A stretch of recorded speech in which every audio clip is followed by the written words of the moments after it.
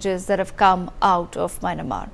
In other news, the people of Myanmar are now grappling with the aftershocks, which is disrupting rescue efforts. A 5.1 magnitude tremor has now hit 28 kilometers away from Mandalay's northwest area. In fact, rescuers are trying to retrieve a body that's buried under the rubble of a building in Mandalay, and they can be seen running away in shock as a small tremor shakes the ground.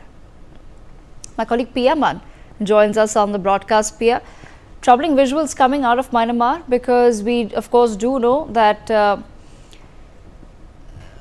aftershocks, Pia, continue to hit certain parts, and that of course continues to create a fear in the minds of people, but also makes the rescue operation all the more difficult.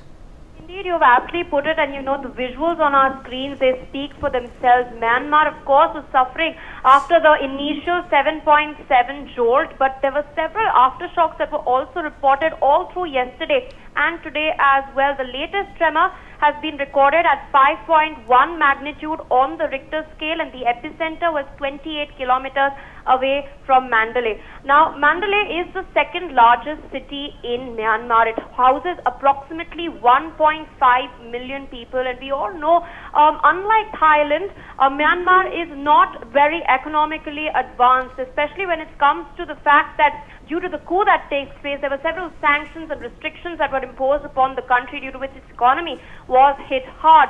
So we can clearly see that there's been a contrast in terms of the response, but the aftershocks are making the matter even worse in Myanmar in particular, because whatever rescue work that is taking place to retrieve the people who are still trapped under the debris, whatever work and efforts regarding that is concerned, that is currently being disrupted. Remember, the original quake, the 7.7 jolt, was located just 17.2 kilometers away from Mandalay. So that's the city that has been hardest hit at this point. Of course, aid is being sent there.